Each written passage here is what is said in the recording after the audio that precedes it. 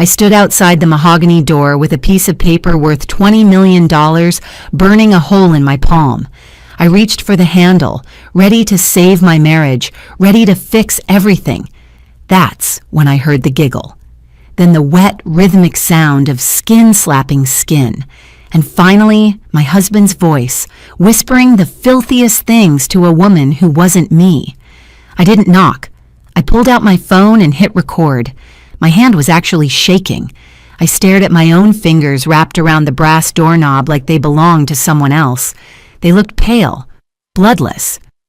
Inside my chest, my heart wasn't beating. It was thrashing, like a bird trapped in a shoebox. I needed to move.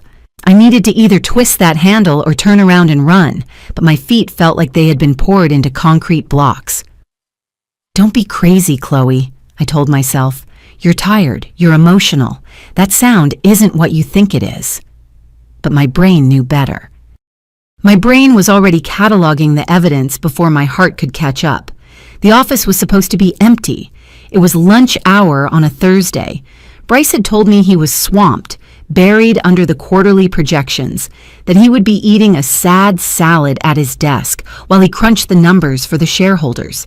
He had made me feel guilty for even suggesting we do dinner tonight. And yet, there was that laugh again, high-pitched, breathless. It wasn't a business laugh. It wasn't the polite chuckle of a client being charmed. It was the sound of a woman who was being touched and who liked it. My stomach twisted so violently I thought I might actually vomit right there on the plush, gray hallway carpet. I tightened my grip on my purse. The lottery ticket was tucked into the inside zipper pocket, safe inside a plastic sandwich bag because I was terrified of spilling something on it. $20 million. The number was so big it didn't even feel real. It felt like a Monopoly number. I had come here to save us.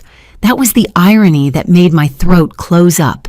I had driven across the city, battling traffic, sweating in my old car without air conditioning, all to rush into this room and tell Bryce that his problems were over, that our problems were over, that he didn't have to work 80 hours a week anymore, that he didn't have to look at me with that mixture of exhaustion and resentment that had become his default setting for the last 2 years. I imagined his face. I had rehearsed it 1,000 times in the car. He would look shocked, then relieved. He would pick me up and spin me around, and the last 24 months of fighting about bills and credit card debt would just evaporate. We would be us again, the Bryce and Chloe who used to backpack through Europe on $5 a day. But the man behind that door wasn't thinking about debt. He wasn't thinking about me. "Oh, God, right there," a voice moaned. It was muffled by the heavy wood, but it was unmistakable. I froze. My breath hitched in my throat.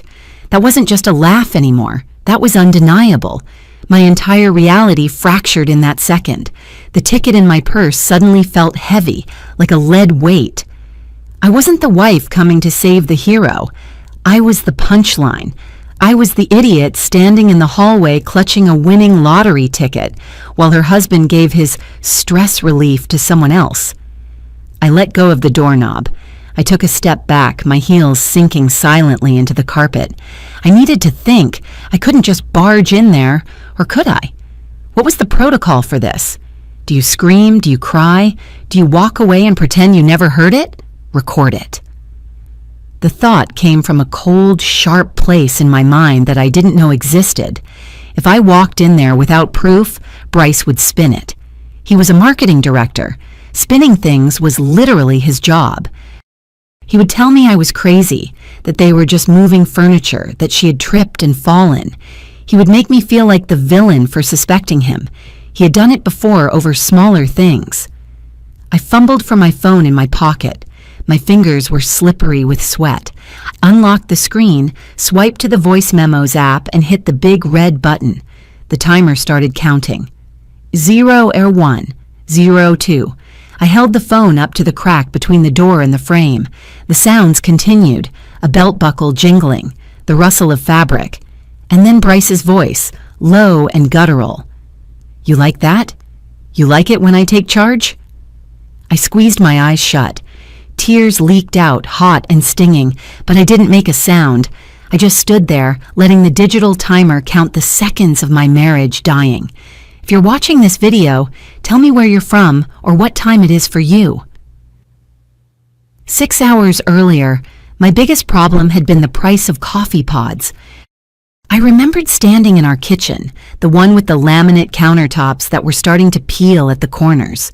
The morning light was filtering through the window, highlighting the dust motes dancing in the air and the stack of unpaid bills on the counter that I had been avoiding for 3 days. Bryce was sitting at the table, scrolling through his phone with a thumb that moved like a metronome. Swipe, swipe, swipe. He hadn't looked up when I walked in. He hadn't looked up when I poured his coffee. "We're out of the hazelnut ones," he said, his eyes still glued to the screen. I paused with the carafe in my hand. "I know, I'm sorry. I went to the store yesterday, but the price went up again. It's almost $15 for a box now, Bryce. I just got the store brand." He finally looked up then. He had that expression on his face, that tight, pained smile that he used when he was trying to be patient with a toddler, or an incompetent employee, or his wife. "Babe," he said, his voice soft, dripping with that toxic benevolence that always made me feel small. "I know you're trying to budget. I really do, and I appreciate it, but I work 12-hour days. I'm the one bringing in the heavy lifting here financially. Is it really too much to ask for the coffee I like?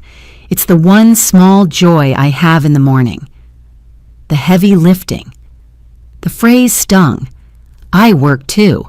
I was a paralegal, and while I didn't make marketing director money, I worked hard. My paycheck covered the groceries, the utilities, and Lila's dance lessons. But in Bryce's world, my money was play money, and his money was the real money. "I'm sorry," I said, hating how automatic the apology was. "I'll pick some up today." "Don't worry about it," he sighed, standing up and grabbing his keys. He didn't touch the store brand coffee I had poured him. "I'll just grab a Starbucks on the way to the office. I guess we can afford $6 if we can't afford the pods." He walked past me, pecking me on the cheek without really making contact. It was a gesture of obligation, not affection. "Have a good day," I called out to his back. "Yeah, late night tonight," he said over his shoulder. "Big presentation prep, don't wait up." And then he was gone. I stood there in the silence of the kitchen, feeling that familiar weight in my chest. The feeling of walking on eggshells, of constantly failing some invisible test. I looked at the stack of bills again. The electricity was overdue. The credit card was maxed out. Bryce insisted on handling the big picture finances, but I saw the red envelopes. I knew we were drowning, even though he refused to discuss it. "You worry too much," he would say. "Let me handle the strategy. You just keep the house running." I dropped Lila off at school 20 minutes later.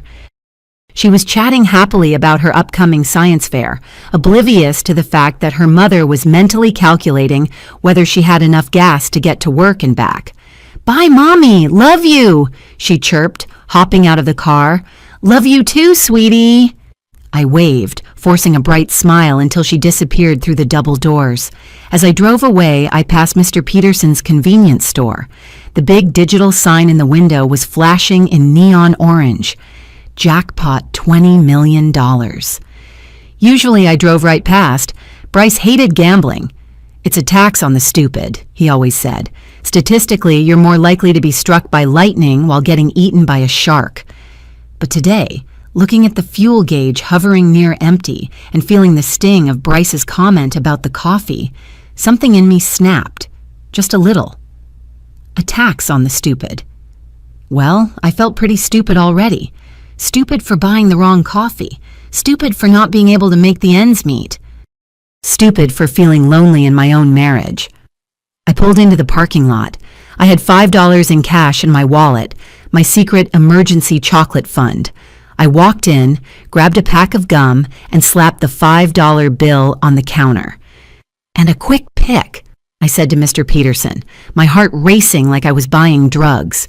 "For the big one." "Feeling lucky, Mrs. C?" Mr. Peterson grinned, his gold tooth flashing. "Something like that," I muttered. "Just don't tell my husband." I didn't check the ticket until after lunch.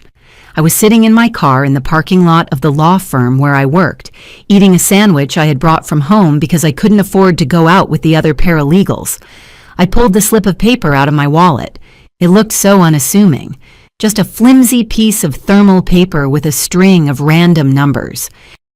04, 12, 18, 29, 42. I pulled up the lottery website on my phone, chewing slowly on a bite of turkey and stale bread.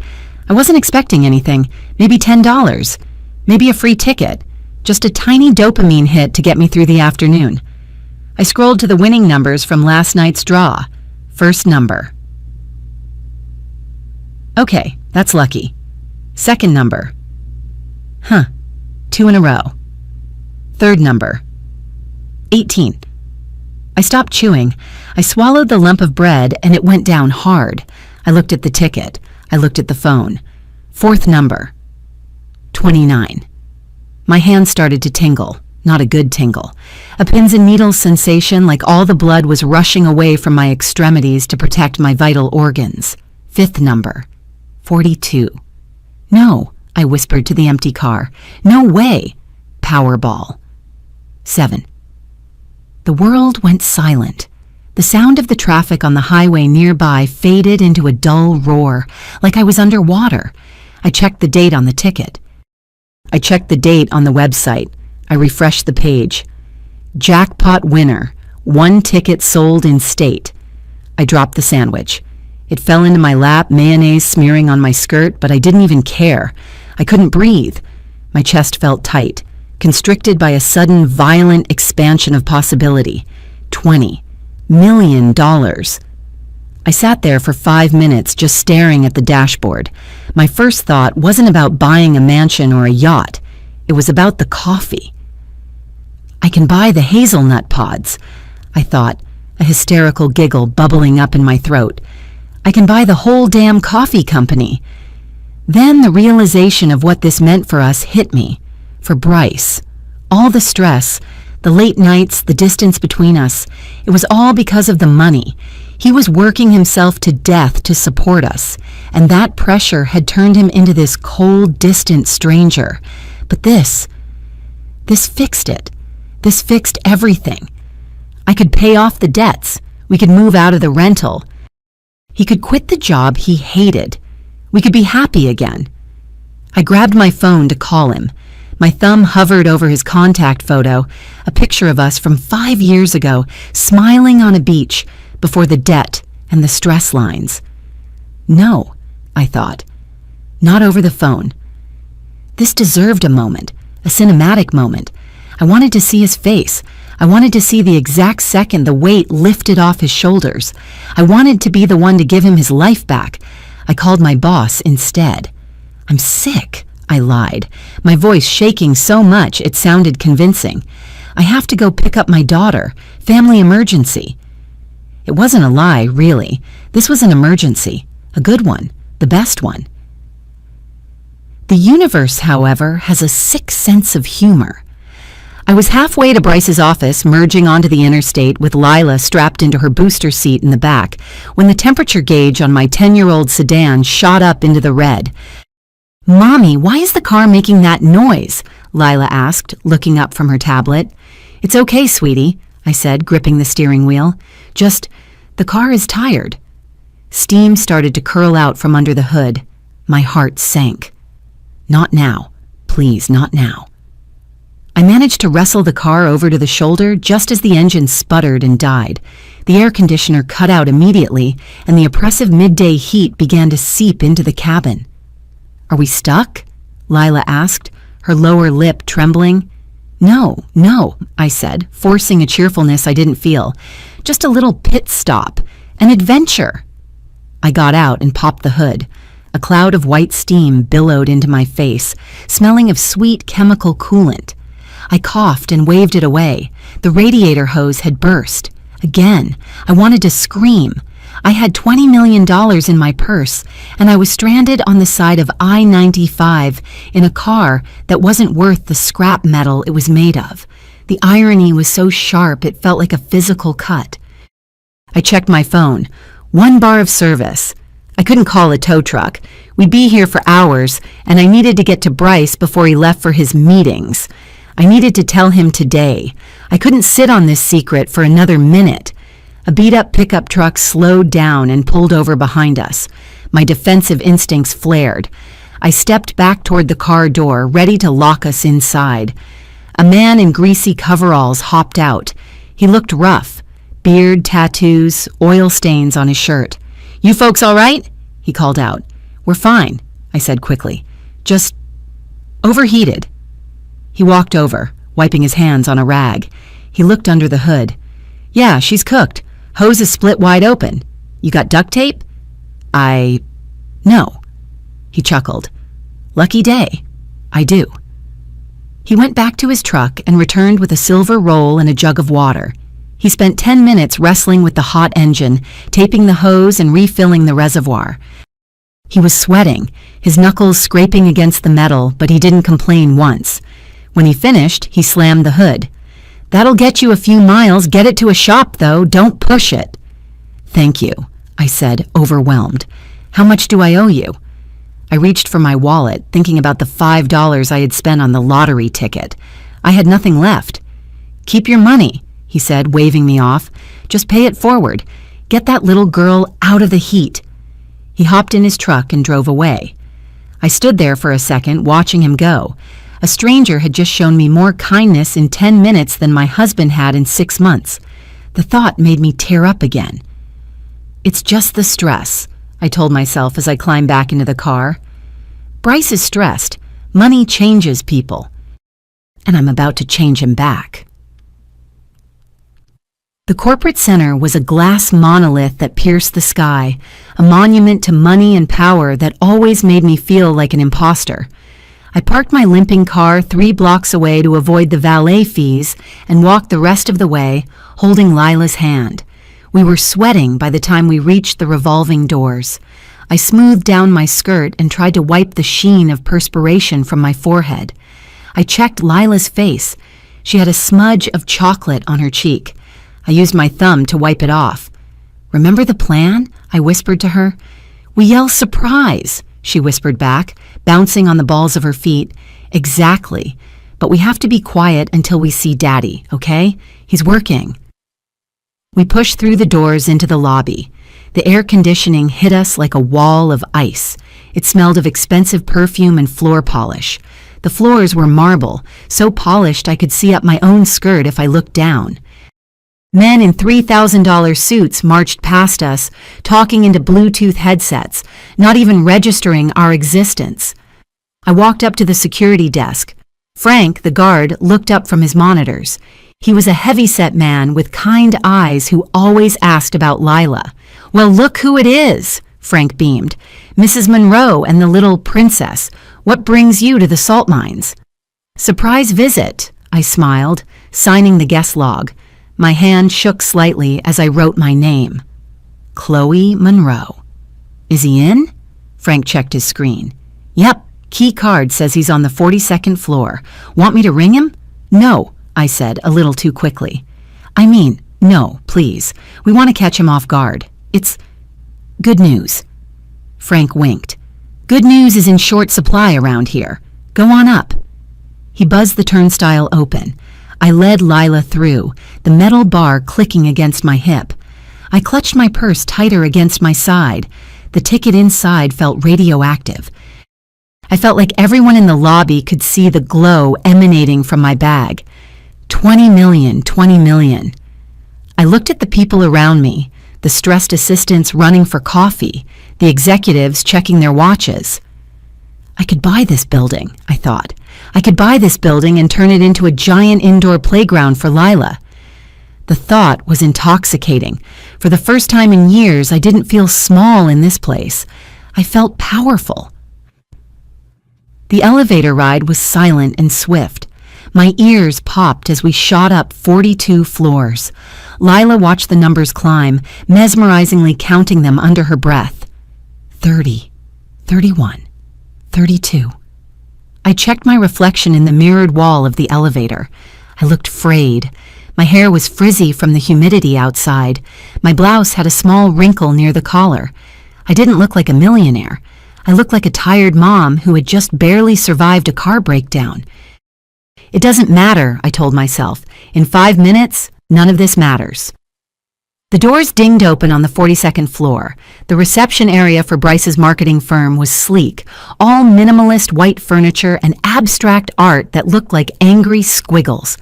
The receptionist, a young girl named Sarah who always looked terrified, wasn't at her desk. "Where is everyone?" Lila whispered, sensing the hush. "Lunchtime, baby," I said. "Come on." We walked down the long corridor. The carpet swallowed the sound of our footsteps. The walls were lined with frosted glass offices. Most were dark. A few had people typing quietly inside. I knew Bryce's office was at the end of the hall, the corner suite. He had fought so hard for that office. "The corner means you've made it, Chloe," he had told me. "The corner means respect." As we got closer, I started to feel nervous.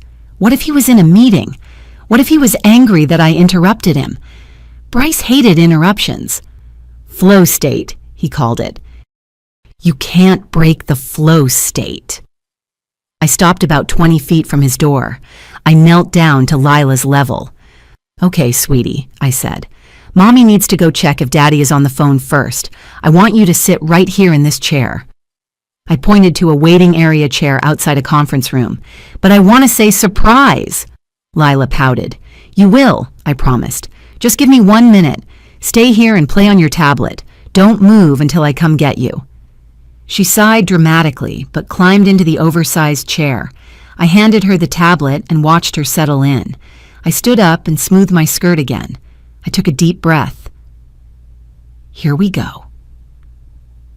I walked the last 20 feet alone. The hallway was dead silent. No phones ringing, no typing, just the hum of the HVAC system.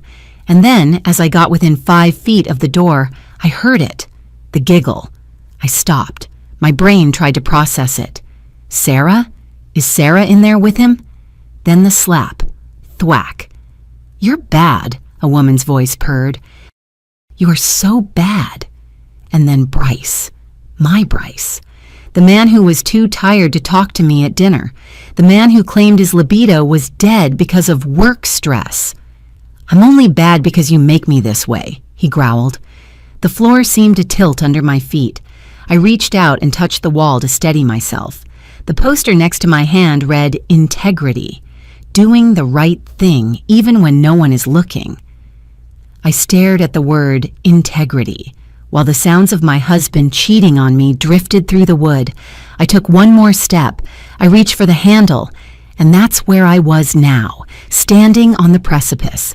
The ticket in my purse, the betrayal in my ears, the phone in my hand, recording every wet, sickening sound. I didn't kick the door open like they do in the movies. I didn't scream bastard or throw a vase. I just turned the handle, the brass cold against my sweaty palm, and pushed. The door swung open on well-oiled hinges, making no sound at all. For a second, time didn't just stop. It dissolved. The scene in front of me was like a tableau in a museum of horrors. The late afternoon sun was streaming through the floor-to-ceiling windows, illuminating dust motes dancing in the air, creating a golden halo around the two people near the mahogany desk. Bryce was leaning back against the edge of the desk, his hands gripping the wood so hard his knuckles were white.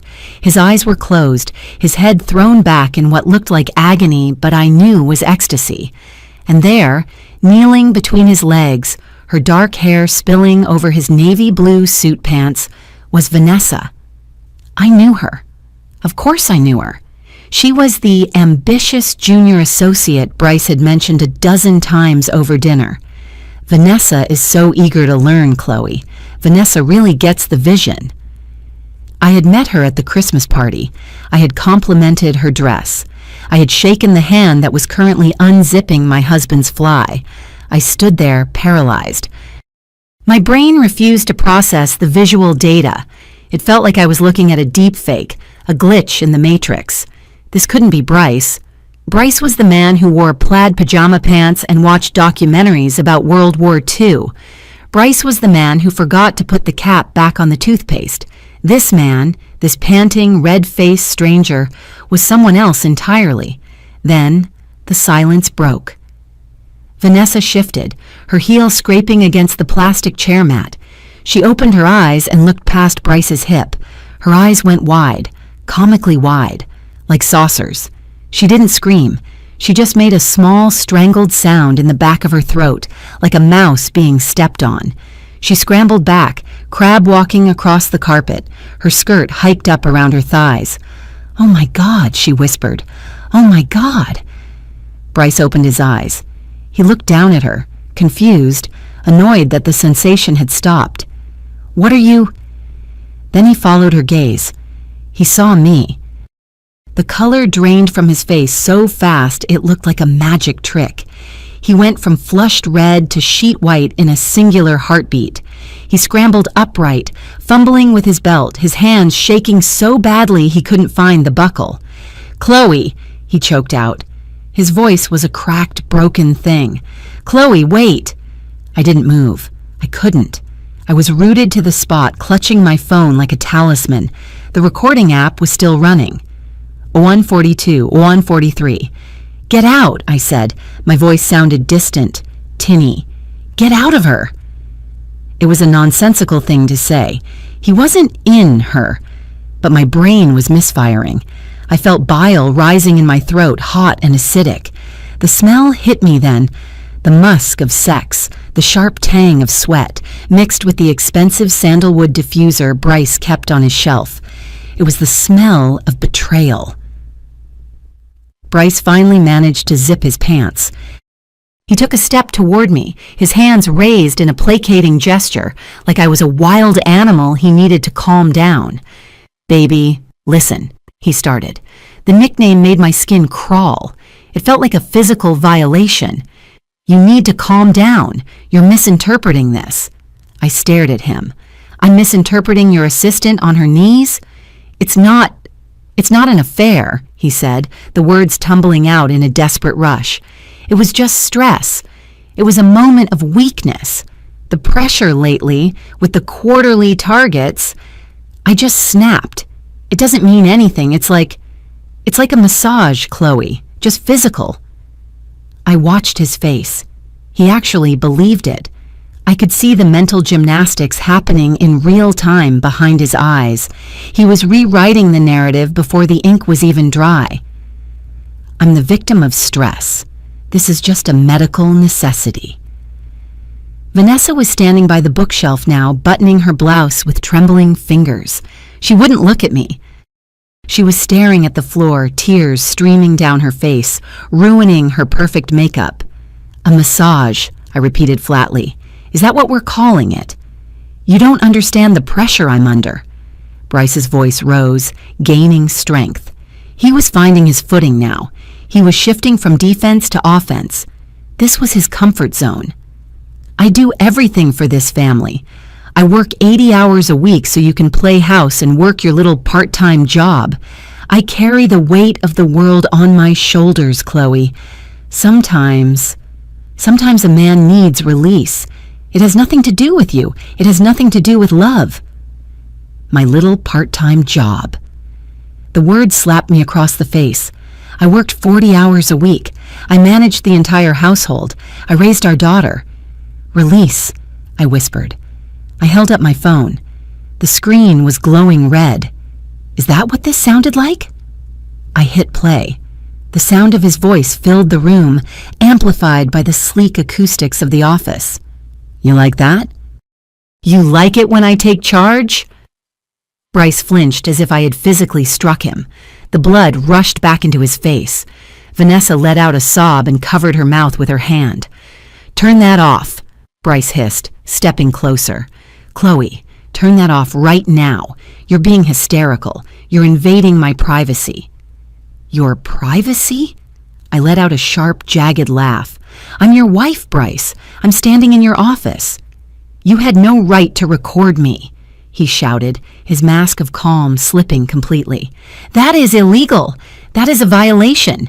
You come in here unannounced, spying on me?" He was doing it. He was actually doing it. He was making this my fault. I was the villain for catching him. I looked at him, really looked at him, and realized I didn't know this man. I had been sleeping next to a stranger for 8 years. "I came here to surprise you," I said, my voice trembling with a rage so pure it felt cold. "I came here to give you the best news of your life." Bryce ran a hand through his hair, messing up the perfect gel style. He looked exhausted, annoyed, and trapped. What news could possibly be important enough to storm in here like a lunatic? He snapped. Did Lila get into a fight at school? Did the car break down again? How much is it going to cost me this time, Chloe? How much is it going to cost me? Always the money, always the ledger. I reached into my purse. My hand brushed against the plastic sandwich bag. I pulled it out. The lottery ticket looked pathetic in the Ziploc bag, crinkled and small. "I didn't come for your money, Bryce," I said quietly. "I came to tell you that we don't need your money anymore." He frowned, looking at the baggie. "What is that? Trash?" "It's a lottery ticket," I said. He actually rolled his eyes. He let out a harsh, barking laugh. "Oh, Jesus! You're interrupting my workday because you bought a scratch-off. What did you win? $5? 10? Great, Chloe. That solves all our problems. Go buy yourself a latte and let the adults handle the real world." 20 million, I said. I didn't shout it. I said it with the flat affect of a news anchor reporting the weather. The room went dead silent. The HVAC hum seemed to vanish. Even Vanessa stopped crying and looked up, her mascara-streaked eyes locking onto the plastic bag. Bryce froze. His mouth was half open, ready to deliver another insult, but the words died in his throat. He blinked. Once. Twice. "What did you say?" he whispered. "I won the jackpot," I said, feeling a strange surge of power. $20 million. I checked the numbers. I called the hotline. It's real. I watched the transformation. It was fascinating in a horrifying way. The anger vanished from Bryce's face. The annoyance evaporated. In their place, a new expression dawned. It started in the eyes, a sudden sharp clarity. Then the mouth softened. The shoulders dropped. It was the look of a starving wolf spotting a wounded deer. He looked at the ticket, then at me, and I saw the calculation happening. I saw him doing the math. 20 million, half is 10, taxes, 5 million clear, 7? He took a step toward me. The hostility was gone. His voice dropped an octave, becoming smooth, silky, terrifying. "Baby," he breathed, "are you serious? We won?" "We?" The word hung in the air like a guillotine blade. He closed the distance between us. He reached out and put his hands on my shoulders. His palms were warm and damp. I wanted to scream. I wanted to peel his skin off me, but I stood frozen, my body locked in a trauma response. "Oh my God, Chloe," he said, his eyes shining with unshed tears. Fake tears. I knew that now. "Do you realize what this means? This is it. This is the sign we've been waiting for." He looked over his shoulder at Vanessa, his face hardening for a split second. "Vanessa, leave. Now." "But," Vanessa started. "Get out!" he barked. She grabbed her purse and ran out the door, not looking back. Bryce turned back to me, his face instantly softening again into that mask of concern. "Honey, listen to me. I know what you saw looked bad. I know it did. But you have to understand. I've been drowning. I've been working myself into an early grave to keep us afloat. The stress. It makes you do crazy things. It makes you seek comfort in the wrong places." He stroked my arms, his thumbs rubbing circles into my skin. "But this changes the dynamic completely. The pressure is gone, don't you see? I don't need this job. I don't need the stress. I can focus on us. I can be the husband you deserve." "You were sleeping with her," I whispered, my voice shaking. "Just now?" I know, he soothed, pulling me into a hug. I stood stiff as a board against his chest. I could hear his heart beating. It was steady, calm. "And I will spend the rest of my life making it up to you. We can go to therapy. We can travel. We can buy that house in the hills you always wanted. This is a fresh start, Chloe.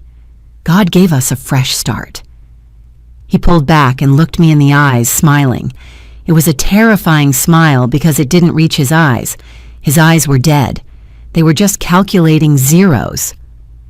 "We need to get that ticket into a safe deposit box immediately," he said, his voice dropping to a conspiratorial whisper. "We can't trust anyone, not even your sister. People get crazy when they hear about money. We need to protect our future."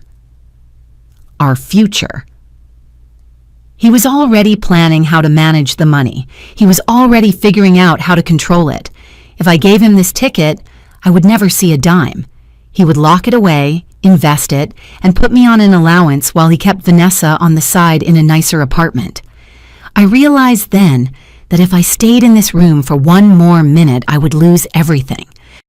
He would charm me, gaslight me, or physically take the ticket from me. I needed to lie. I needed to play the game. I forced my facial muscles to relax. I forced the corners of my mouth up into a trembling, watery smile. "You really think so?" I asked, hating myself for how weak I sounded. "You think we can fix this?" "I know we can," Bryce said, sensing the victory. He squeezed my shoulders. "We're a team, Chloe. Monroe team, right? Ride or die." "Ride or die," I echoed. The old motto. It tasted like ash. "Okay," I said, stepping back, breaking his hold on me. "Okay, but I can't do this right now. I'm overwhelmed, Bryce. I feel like I'm going to pass out." "Of course," he said, nodding sympathetically. "You're in shock. It's a lot. Why don't you go home? Take a bath. Relax. I'll wrap things up here. I have to fire Vanessa, obviously, and then I'll come straight home. We'll order champagne and plan our new life." Fire Vanessa. Right. Or pay her off to keep quiet. "Okay," I said again. "I'll go home. I need a minute." "Do you have the ticket?" he asked, his eyes flicking to my purse. "Is it safe?" "It's right here." I patted the bag. "I'll put it in the safe at home." "Good girl," he said. "Go. Drive safe. I love you, Chloe." "I love you too," I lied. The words felt like broken glass in my throat. I turned and walked out. I didn't run, though every instinct in my body was screaming at me to sprint.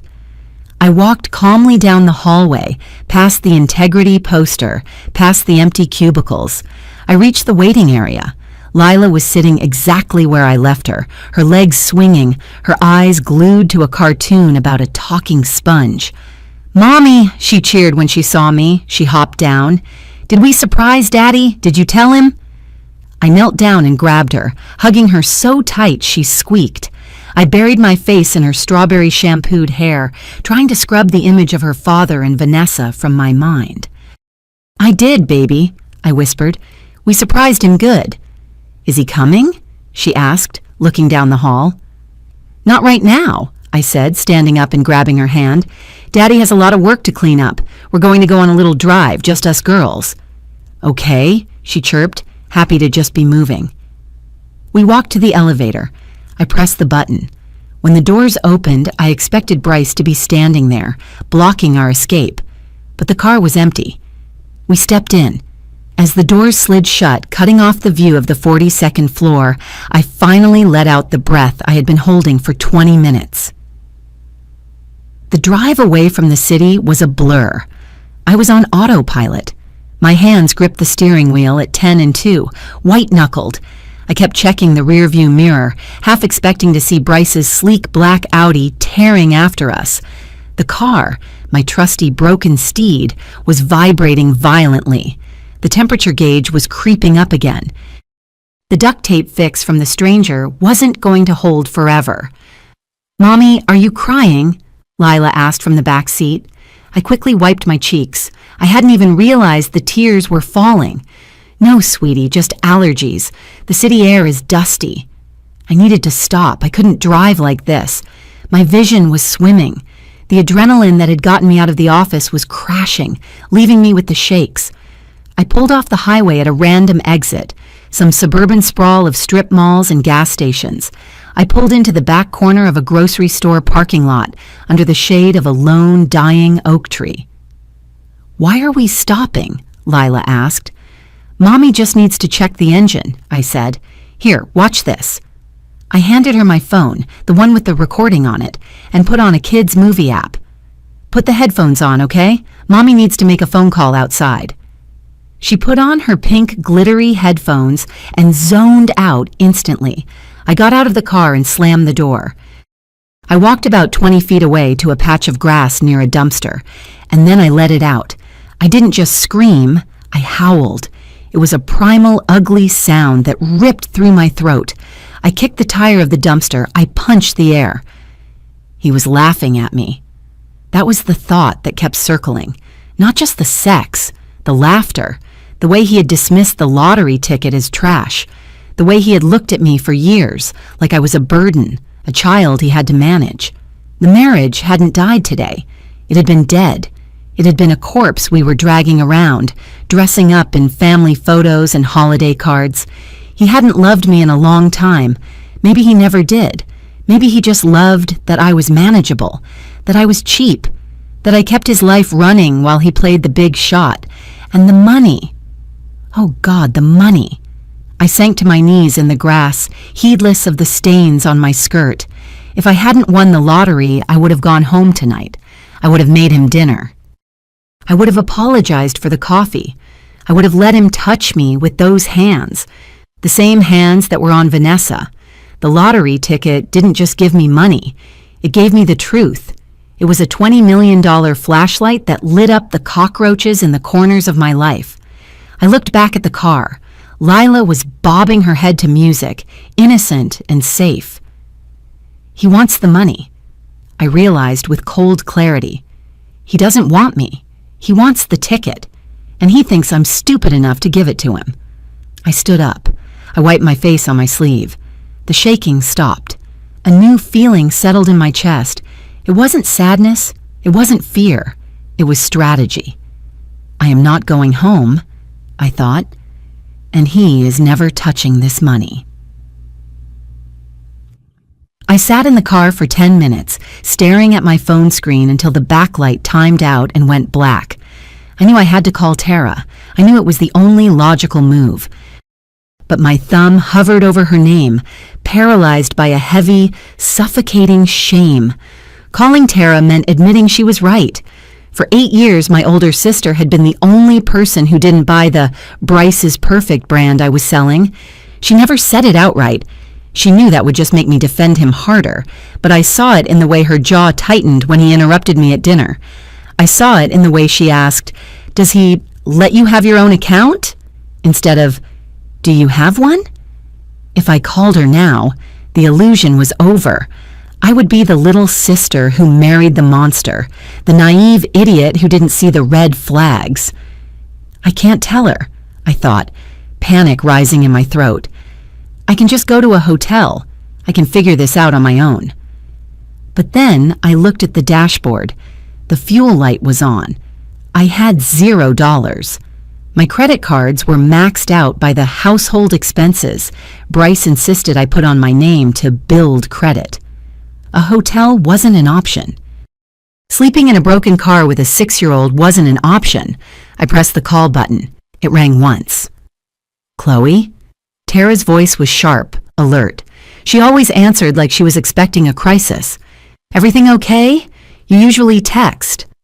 My voice cracked.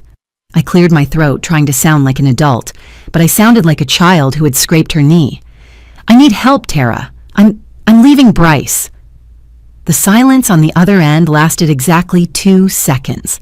I braced myself for the questions. Why? What happened?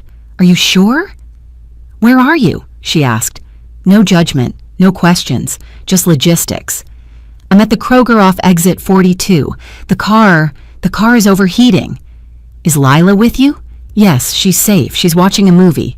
Okay, stay there. Don't go back to the house. Do not answer if he calls. I'm leaving work now. I'll be there in 20 minutes with the van. We'll tow your car later.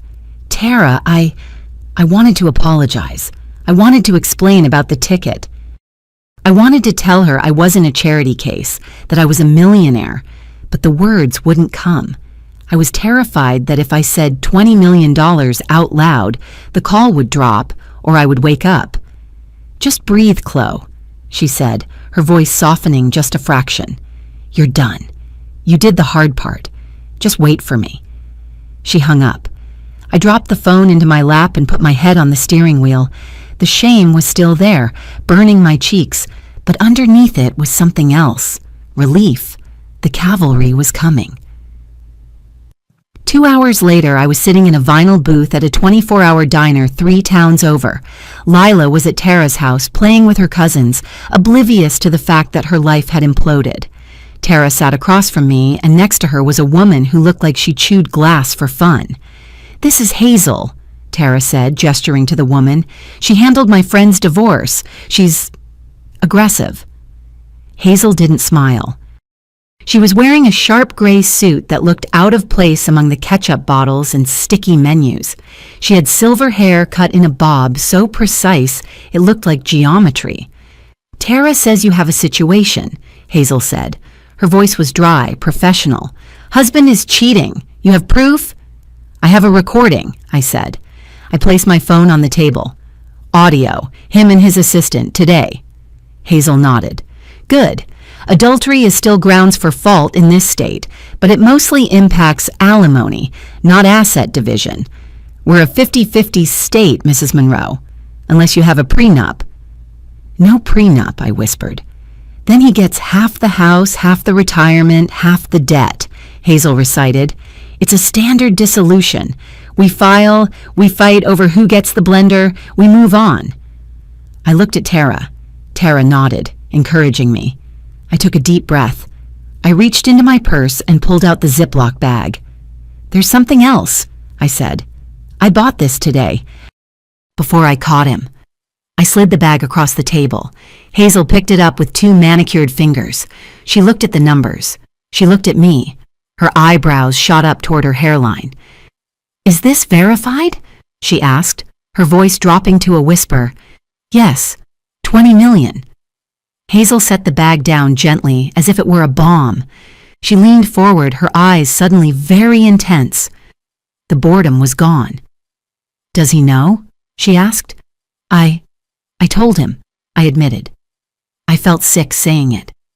"I told him right after I caught them. I thought—" He started talking about a fresh start. He tried to get me to give it to him. Hazel closed her eyes and pinched the bridge of her nose. "Okay. That complicates things. Listen to me very carefully, Chloe. You cannot claim this ticket." "What?" "If you claim this money right now while you are legally married, it is marital income. It doesn't matter that you bought it with your own $5. It doesn't matter that he's banging the assistant. In the eyes of the court, that ticket belongs to the community of the marriage. He gets $10 million. My stomach dropped. "So I have to split it with him?" "No." Hazel opened her eyes. They were hard as flint. "We are going to argue that the marriage was effectively over when he started the affair. We are going to argue separate property. But to do that, the money cannot touch a joint account. It cannot exist in the system until we have a separation date established. You are going to put this ticket in a safety deposit box that only I have access to, and you are going to be broke." "I'm already broke," I said. "Good," Hazel said. "Stay broke. If you start spending money you don't have, he'll know you're accessing the winnings. You need to be the poor, grieving wife who is scraping by. We need to starve him out. He thinks he won the lottery today, too. We need to show him that he didn't win anything but a lawsuit." Hazel pulled out a yellow legal pad. "I need a full financial picture. Right now. Bank accounts, credit cards, investments. Who handles the bills?" "Bryce does," I said. "He says he's better with numbers. I hand over my paycheck and he gives me an allowance for groceries and gas." Hazel stopped writing. She looked at me with pity that felt worse than judgment. An allowance? You're a 30-year-old woman with a job, Chloe.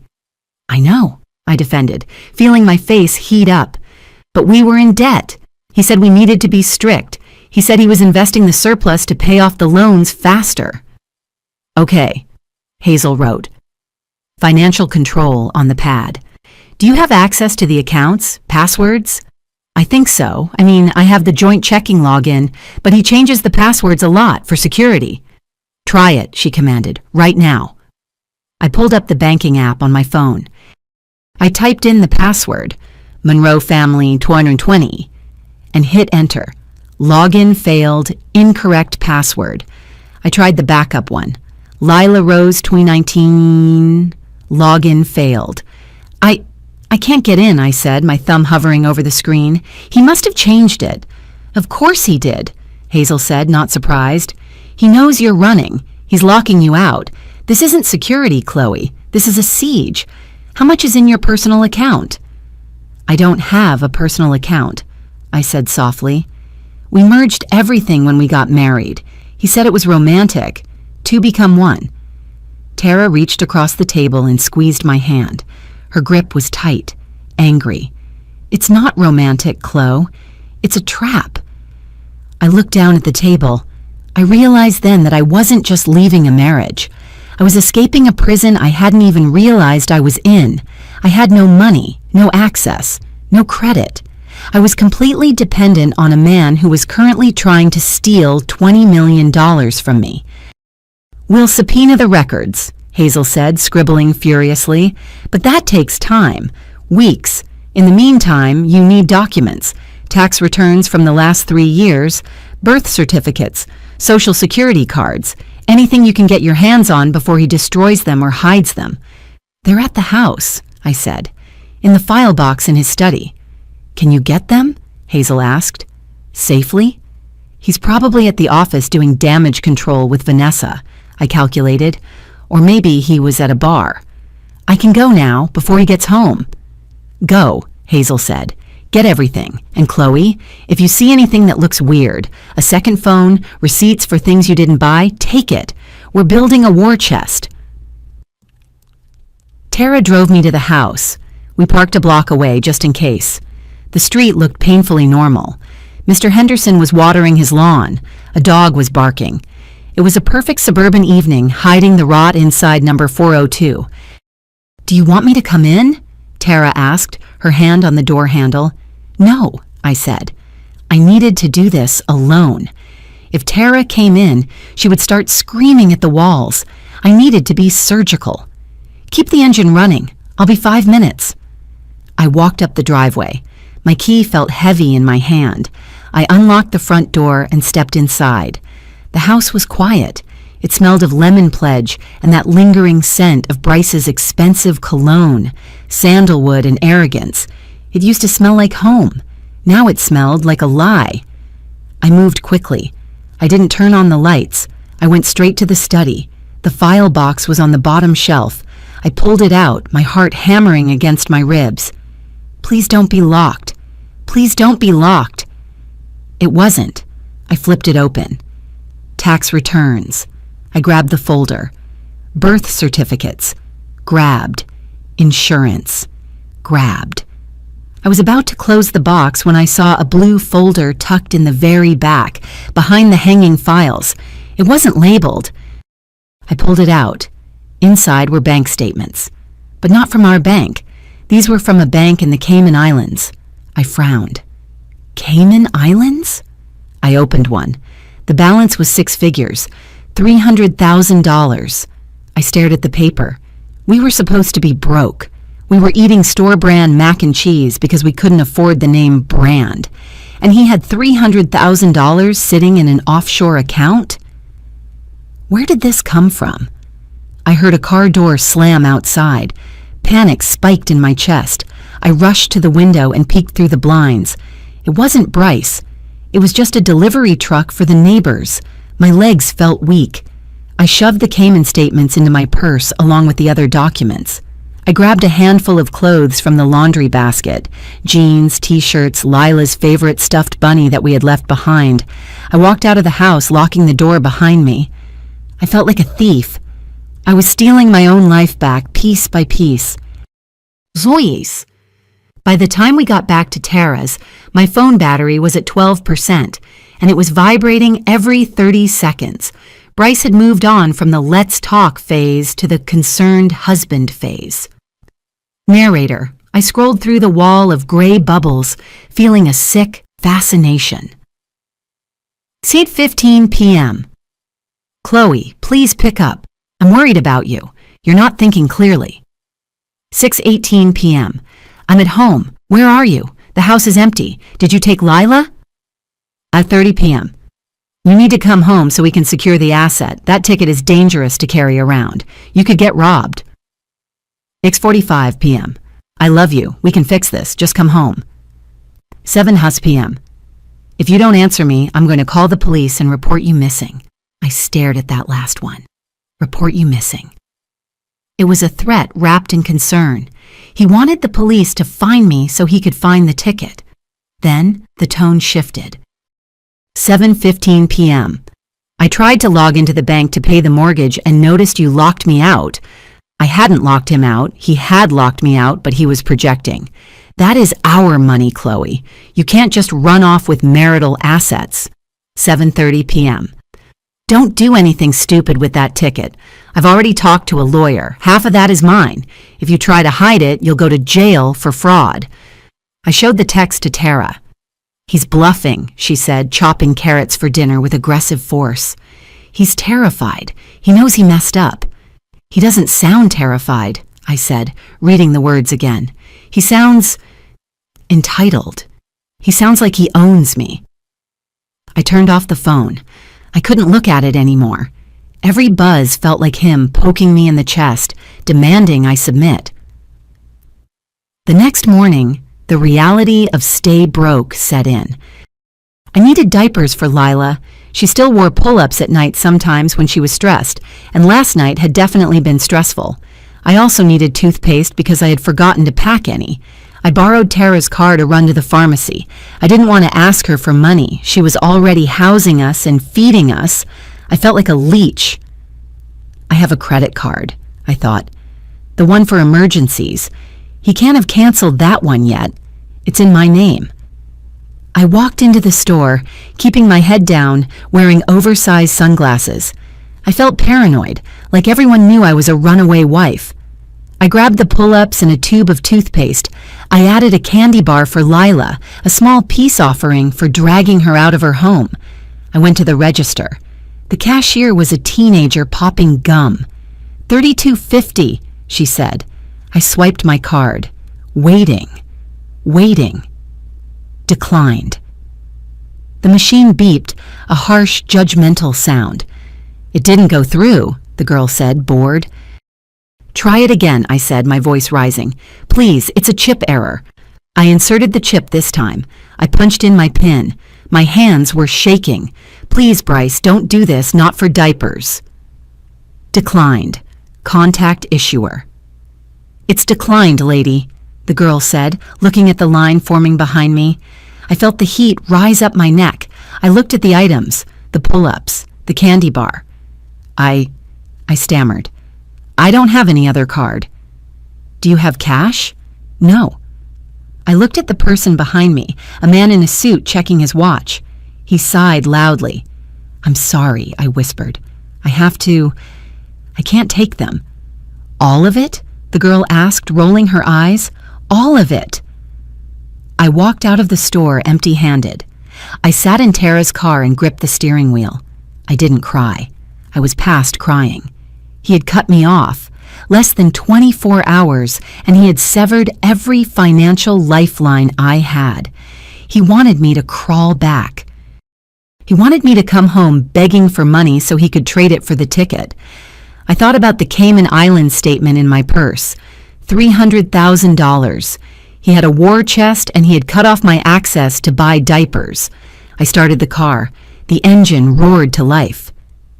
You want a war, Bryce? I thought. You just starved the wrong woman. My phone rang at 10:45 p.m.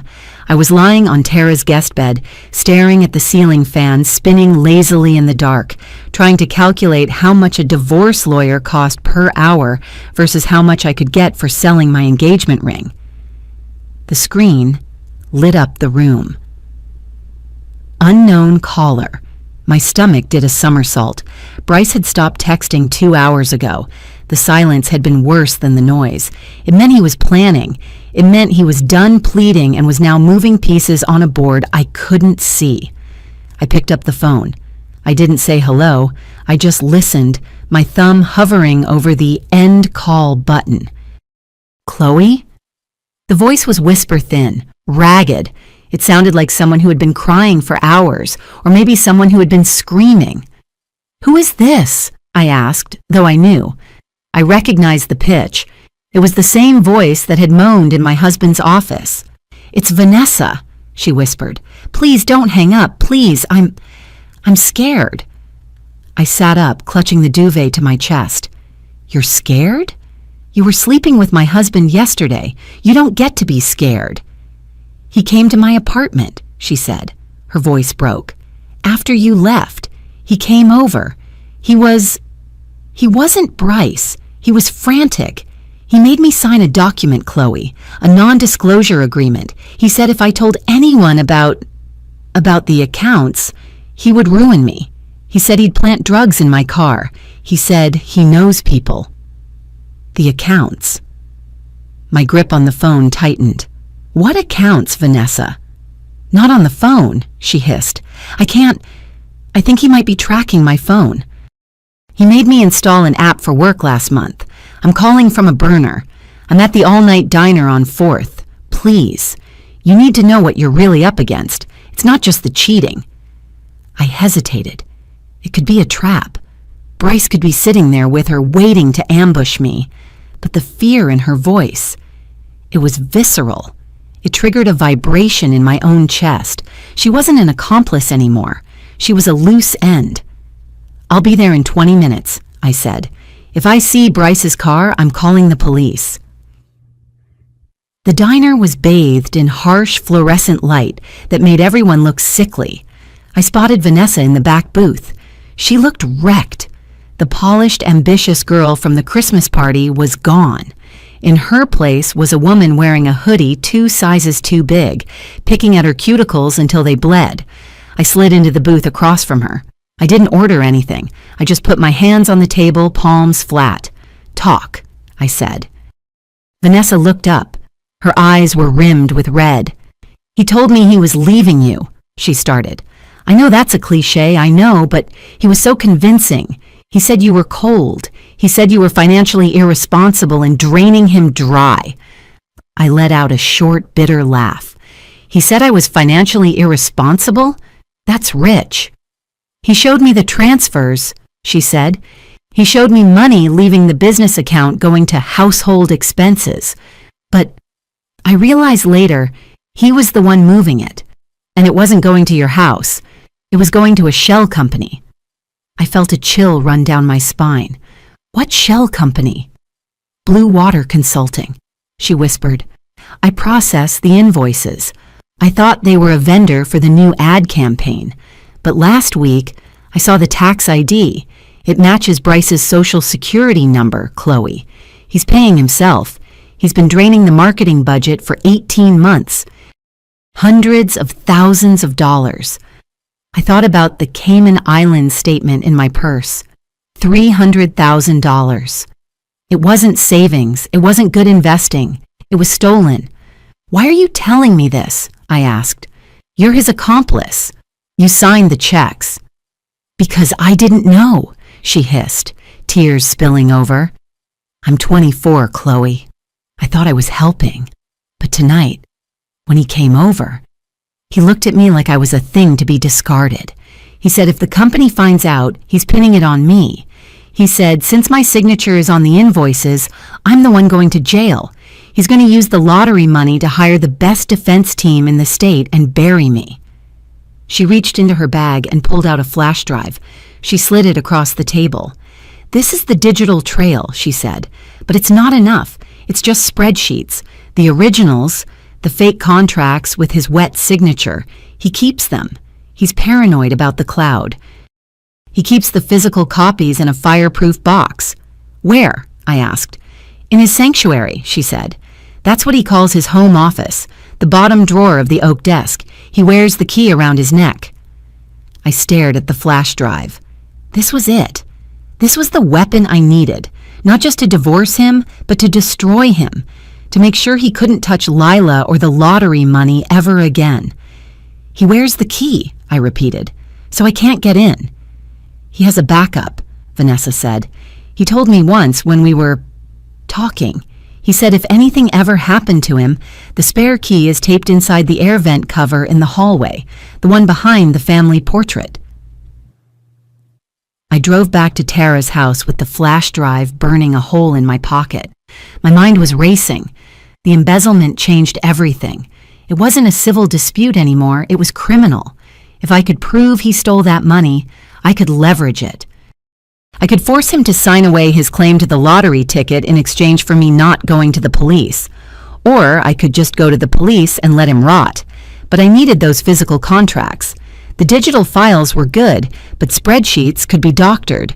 A contract with his signature on it? That was a smoking gun. I checked the time, 1:00 a.m.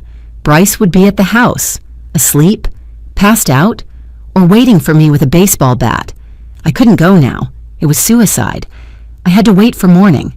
I had to wait for him to leave. But would he leave? He was working from home half the time now, and with the lottery news, he'd be guarding the fort. Then I remembered his schedule. Friday mornings. He had a standing chiropractor appointment at 8:00 a.m. To manage his stress. He never missed it. He was obsessed with his alignment. That was my window. 45 minutes. I spent the rest of the night staring at the wall, rehearsing the heist. I felt like a criminal. I was planning to break into my own house to steal evidence of a crime my husband committed against his own company. The hard way, I told myself. Nobody is coming to save you, Chloe. You have to save yourself. I parked Tara's car 3 streets over at 8:10 a.m. I watched the end of the street through binoculars I had found in Tara's camping gear.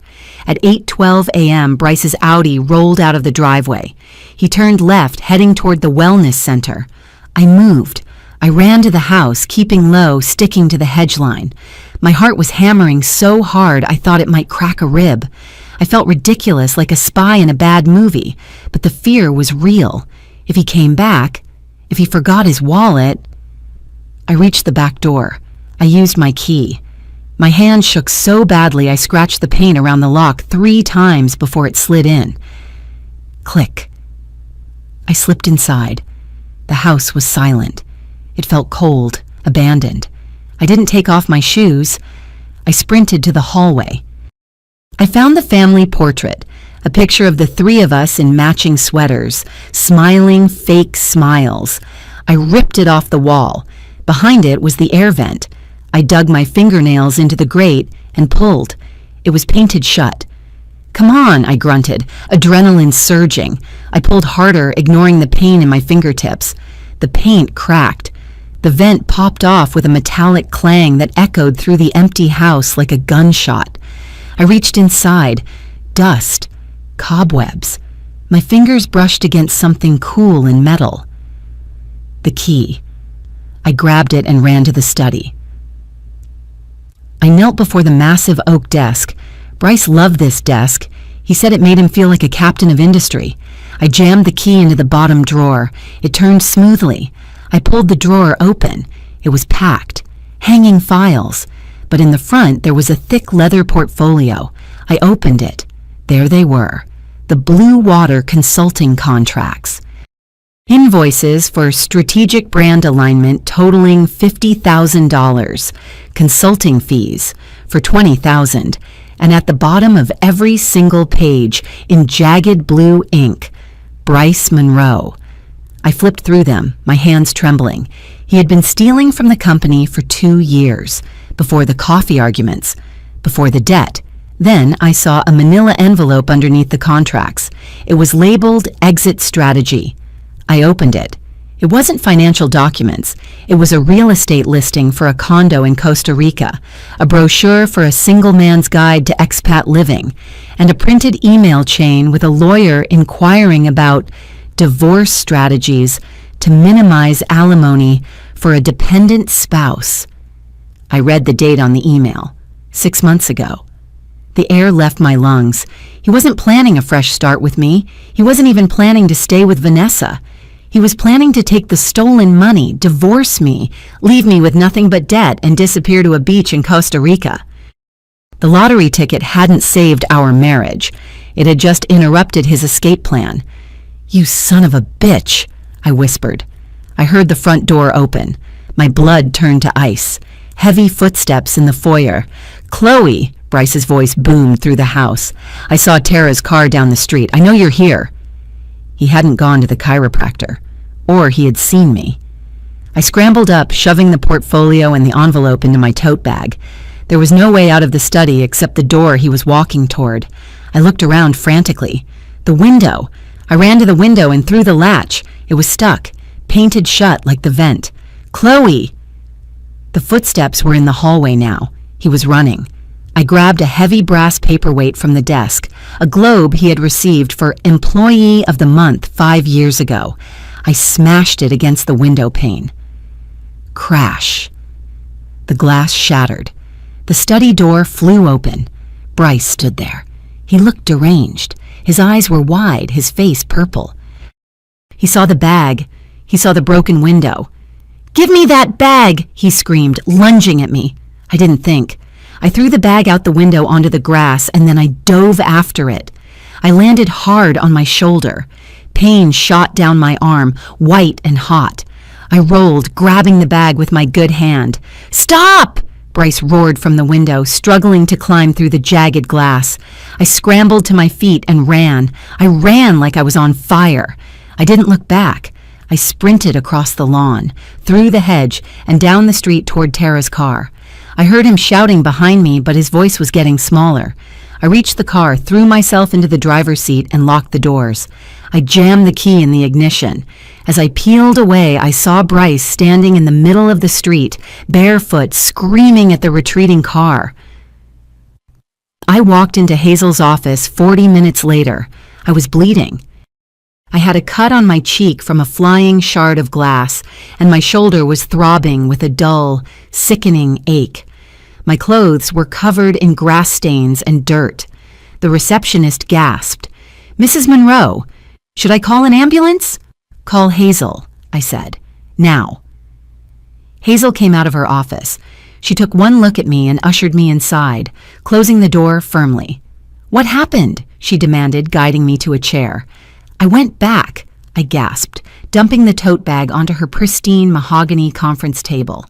"I went back the hard way." I pulled out the leather portfolio. I pulled out the exit strategy envelope. I slammed the flash drive down on top of the pile. "He's been embezzling," I said, the words tumbling out. "For 2 years. Blue Water Consulting. He stole hundreds of thousands. And he was planning to leave me 6 months ago. He was going to leave me with the debt and run to Costa Rica." Hazel picked up the contracts. She flipped through them. Her eyes narrowed. She picked up the email about minimizing alimony. A slow, terrifying smile spread across her face. It wasn't a nice smile. It was the smile of a predator who just realized the prey has a broken leg. "Well," Hazel said, closing the folder, "this changes the landscape." "Does he still get half the lottery money?" I asked, clutching my throbbing shoulder. Hazel looked at me. "Chloe, with this, we're not just going to fight for the lottery money. We're going to hand this to the district attorney. This is grand larceny. This is fraud. If he wants to fight us for the ticket, he's going to have to do it from a prison cell." She picked up her phone. "I'm calling the forensic accountant," she said. "And then I'm calling the police. You just handed me a nuclear warhead." We didn't wait. Hazel said speed was the only armor I had left. If Bryce had time to think, he would move money, destroy servers, or disappear to that condo in Costa Rica. We had to pin him down like a butterfly on a corkboard. At 2 p.m., I sat in the back of Hazel's Lincoln Town car, parked across the street from the glass tower where I had stood just yesterday. My shoulder was throbbing under the bandage, a dull, rhythmic reminder of the window I had jumped through. "You don't have to watch this," Hazel said, checking her makeup in the rearview mirror. "It's not going to be pretty." "I need to see it," I said. "I need to know he's real, that he's not just a monster in my head who always wins." I watched the front doors. A man in a nondescript windbreaker walked in. That was the process server. He wasn't just serving divorce papers. He was serving a temporary restraining order and an emergency freeze on all marital assets, citing imminent flight risk based on the Costa Rica file. 10 minutes passed. I chewed on my thumbnail until I tasted copper. Then I saw the commotion in the lobby.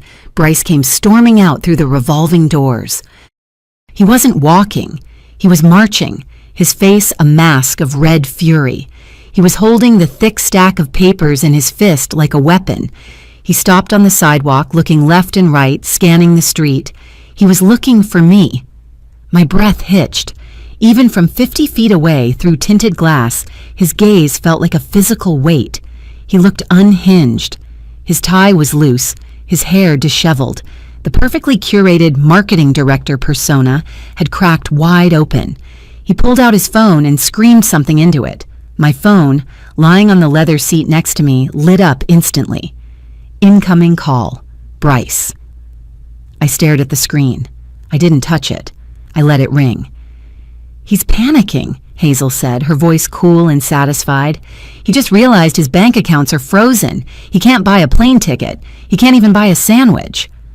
I watched him kick a trash can on the sidewalk, sending garbage spilling onto the pristine concrete. Passers-by gave him a wide berth. "He looks small," I whispered. And he did. He didn't look like the titan of industry who controlled my allowance. He looked like a toddler throwing a tantrum because someone took his toy away. The victory was short-lived. Fear has a way of evolving, shifting from a sharp panic to a low, heavy dread. That night at Tara's house, the air felt heavy. The summer storm that had been threatening all day finally broke. Rain lashed against the windows, masking the sounds of the street. I couldn't sleep. I was sitting in the living room with the lights off, watching the street through the blinds.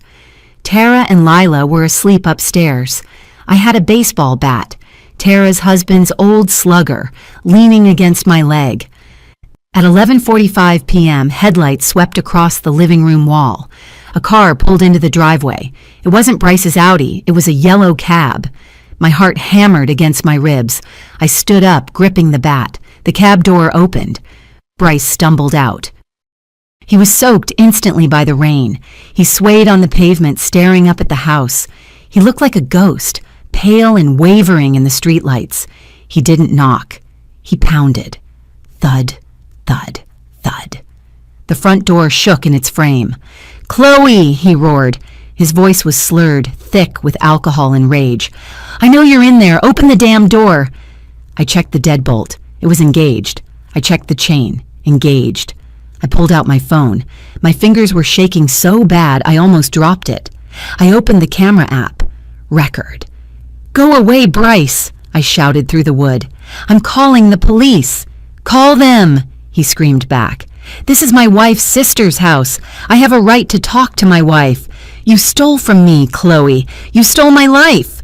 He kicked the door. A jagged crack appeared in the paint near the bottom hinge. Upstairs, I heard Lila start to cry.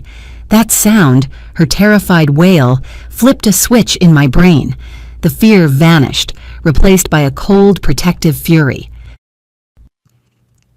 I stepped closer to the door, holding the phone up. "I am recording you, Bryce," I said, my voice steady. "I have a restraining order. You were served today. You are violating a court order." "Restraining order?" He laughed, a wet, ugly sound. "It's a piece of paper.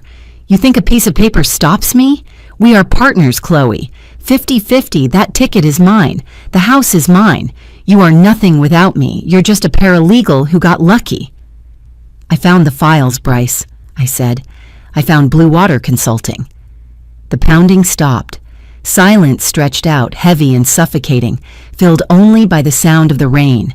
You don't know what you're talking about," he said, his voice dropping. It wasn't angry anymore, it was dangerous. That's complicated corporate structure. You're too stupid to understand it." "I understand $50,000 in fake invoices," I said. "I understand the Costa Rica file. I understand you were going to leave me and Lila with nothing." "I did it for us," he yelled, the lie so absurd it almost made me laugh. "I was building a nest egg for the family, and now you ruined it. You ruined everything because you're a selfish, ungrateful bitch." He threw his body weight against the door. The wood groaned. The chain rattled. He's going to break it down, I thought. He's actually going to break in and kill me. I backed away, raising the bat. "I called 911, Bryce. They're coming." "Let them come," he shrieked. "I want my money." Blue and red lights flashed through the transom window, painting the hallway in a strobe of chaotic color. "Police! Step away from the door!" I looked through the peephole. 2 officers were approaching Bryce on the porch, their hands on their holsters. Bryce spun around, his hands raised in a mocking surrender. "Oh, thank God," Bryce slurred, putting on his charm mask, though it slid off his wet, drunk face. "Officers, my wife. She's having a breakdown. She's keeping me from my daughter. I'm just trying to check on her welfare." "Sir, turn around and put your hands on the wall," the older officer commanded. "You don't understand," Bryce argued, stumbling toward them. "I'm a director. I own this town. She has my property. She has $20 million of my property in that house." "Sir, stop moving," Bryce lunged, not at the officers, but back toward the door, as if he thought he could smash through it one last time before they grabbed him. The younger officer tackled him. They went down hard on the wet concrete. Bryce screamed, a high, undignified yelp. "Get off me! Do you know who I am?" I unlocked the door and opened it just a crack, keeping the chain on. I needed the police to know I was safe. "He's drunk," I called out. "And he's in violation of a restraining order served today." The officers hauled Bryce to his feet. His nose was bleeding. His expensive suit was covered in mud. He looked at me through the crack in the door. There was no love in his eyes, no regret, just pure, unadulterated hatred. "You'll pay for this," he hissed, spitting blood onto the porch. "You'll never see a dime. I'll tie you up in court until you starve." "Get him out of here," I told the officer. They shoved him into the back of the cruiser. I watched until the taillights disappeared around the corner. Then I closed the door, locked the deadbolt, and slid down to the floor. I sat there in the dark, shaking, listening to the rain wash away the mud he had tracked onto the porch. The next morning, the courtroom smelled like floor wax and old coffee. I sat next to Hazel. I wore a high-necked blouse to cover the bandage on my shoulder. Bryce was brought in wearing an orange jumpsuit. He hadn't made bail yet. His assets were frozen, and apparently none of his friends wanted to put up the money for an embezzler. He looked rough. The alcohol had worn off, leaving him gray and shaky. He wouldn't look at me. Hazel presented the evidence. The recording of the affair, the photos of my bruised shoulder, the recording of the standoff last night where he admitted the money was the only thing he cared about. The judge, a stern woman with glasses on a chain, listened without expression. "Mr. Monroe," she said, looking over her spectacles, "your behavior is appalling. You are a danger to this woman and her child." "Your Honor, I was distressed," Bryce's public defender mumbled. He just found out about a significant lottery win. "That justifies breaking down a door?" the judge snapped. "Permanent restraining order granted. 500 yards. No contact, direct or indirect. If you text her, Mr. Monroe, you go to jail. If you send a carrier pigeon, you go to jail." She banged the gavel. It was the best sound I had ever heard. Bryce looked at me then, just for a second. His eyes were empty. The wolf was gone. He was just a dog in a cage. The final stop was the hardest. I walked into the office of Gavin, the CEO of the marketing firm. He was a good man. He had sent Lila a gift when she was born. He trusted Bryce like a brother. I sat in the guest chair. Hazel stood next to me, holding the leather portfolio. "Chloe," Gavin said, coming around his desk to shake my hand. He looked confused. "I heard about the arrest. I don't know what to say. Is he okay?" "He's not okay, Gavin," I said, "and neither is the company." I nodded to Hazel. She placed the portfolio on his desk. "What is this?" Gavin asked. "Proof," I said. "Blue Water Consulting isn't a vendor, Gavin. It's Bryce." Gavin's face went pale. He opened the folder. He flipped through the fake invoices, the contracts with the forged signatures, the bank transfers. I watched him read. I watched his heart break in real time. $240,000, he whispered. "We were laying people off last quarter. We fired Sarah because we couldn't make payroll. And he was stealing it? He was stealing it to leave the country," I said softly. "I'm sorry, Gavin. I found it yesterday." Gavin closed the folder. He took off his glasses and rubbed his eyes. When he looked up, he looked 10 years older. "Thank you, Chloe," he said. "I know this wasn't easy, but we're going to have to press charges. Federal charges." "I know," I said. "I'll testify." I stood up. I felt lighter. The last secret was out. The last tie was cut. "He's going to lose everything, isn't he?" Gavin asked, looking at the empty chair where Bryce used to sit. "He already did," I said. "He just didn't realize it until now." The divorce took 4 months. It was brutal, messy, and expensive.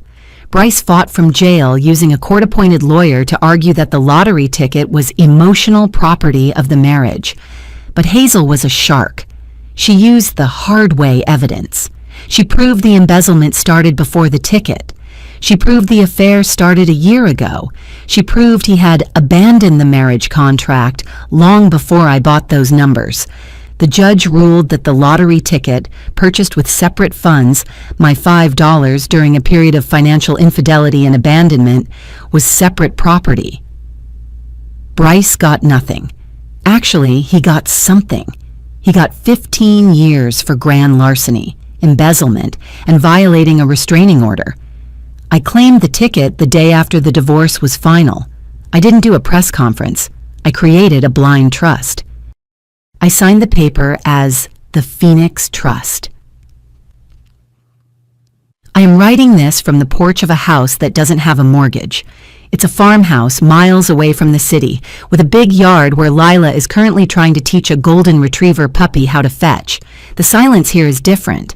It's not the heavy, suffocating silence of walking on eggshells. It's a peaceful silence.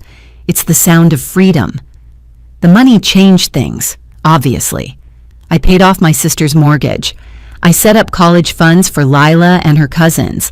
I bought a new car, one with air conditioning that works. But the money didn't fix me. I had to do that myself. I'm in therapy twice a week, learning how to trust my own judgment again, learning that no is a complete sentence, learning that I don't have to apologize for taking up space. Vanessa reached out once, through a lawyer. She got probation in exchange for testifying against Bryce. She apologized. I didn't write back. I don't hate her, but I don't need her in my story. Bryce sends letters from prison sometimes. I don't open them. Hazel has them forwarded to a shredder service. I don't need to know his excuses. I don't need his toxic benevolence trying to manipulate me from behind bars. Yesterday I went to the grocery store. I stood in the coffee aisle for 10 minutes staring at the prices. The hazelnut pods were on sale for $12. I bought 5 boxes, not because I can afford them, which I can, but because I wanted them.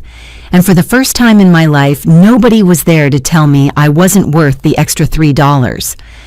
I walked out of the store into the sunshine, loaded the coffee into my car, and drove home. The hard way was the only way, and I made it. If this story resonated with you, leave a like and consider subscribing. You can also drop any comment below. Even just one word. Maybe tell me where you're watching from, or what time it is right now. Sometimes one word is enough to say you were here.